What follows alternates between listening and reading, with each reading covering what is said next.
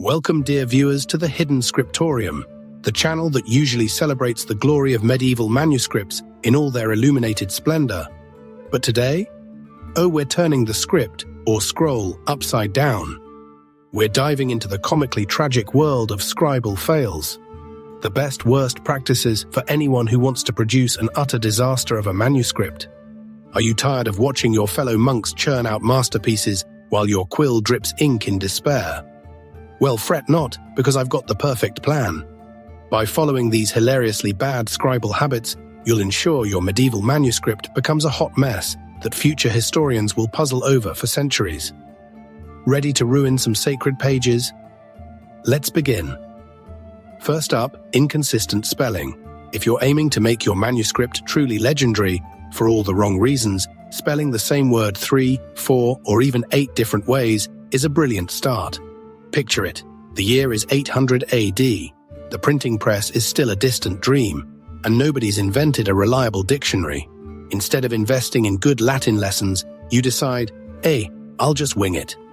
So you turn illumination into illumination on one page, illumination on another, and illuminated when you're feeling extra fancy.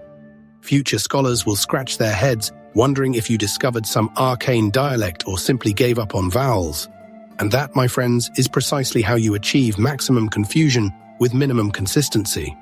Next, we have every overworked scribe's favorite pastime, napping on the job.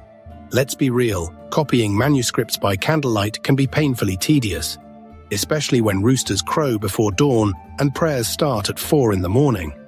So instead of fighting off that midday slump, embrace it. Let your eyes droop, let your quill slip from your inky fingers, and let your forehead grace the parchment with a majestic ink splotch. Imagine a line of perfectly neat script suddenly trailing off into a scribbled zzzz.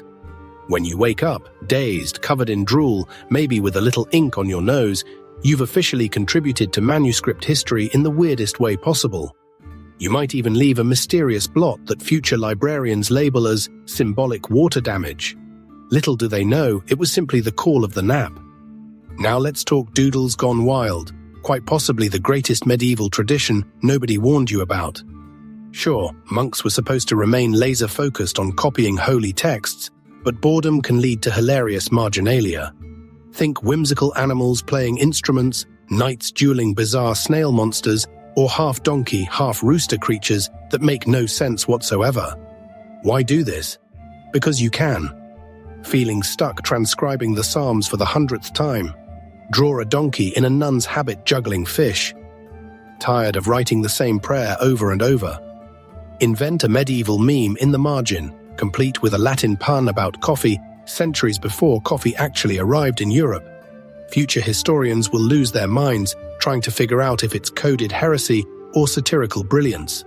The answer? Yes. Speaking of brilliance, let's add a dash of culinary chaos with binge snacking over the manuscript. Many scribes prided themselves on keeping their pages pristine and free of worldly stains. But let's be honest, sometimes a snack attack strikes, and you have no choice but to indulge. Imagine sneaking a loaf of bread under your desk and taking a giant bite just as you're inking a capital letter.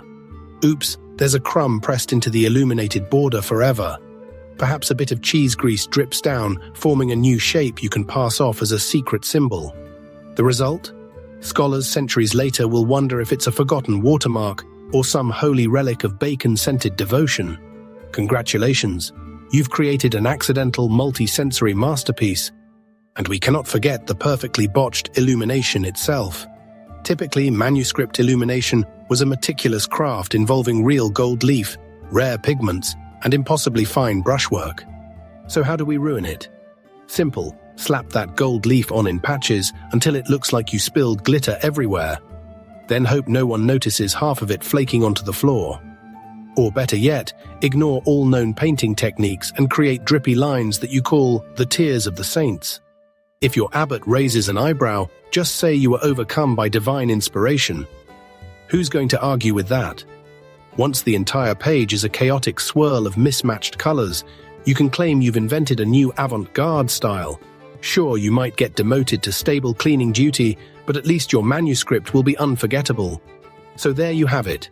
5 surefire ways to tank your medieval manuscripts reputation while giving future archivists and historians a field day.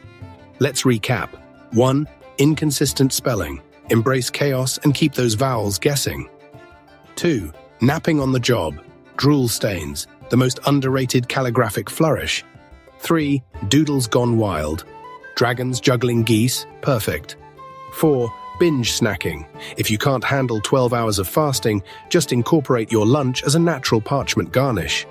5. Disastrous illumination. Why place gold leaf carefully when you can fling it like confetti and call it a new art form? Remember, for every brilliant manuscript that shaped Western civilization, there was probably a bored scribe who fell asleep face first, or scribbled an owl in a bishop's hat. History is made by the dedicated and spiced up by the absent-minded. If this comedic romp-through scribal fails brightened your day, give this video a thumbs up. Subscribe to the Hidden Scriptorium and let me know in the comments which scribe fail you find most entertaining. Maybe you have a modern equivalent, like sending a hilariously auto-corrected text to your boss. No judgment here, we've all drooled on a document or two.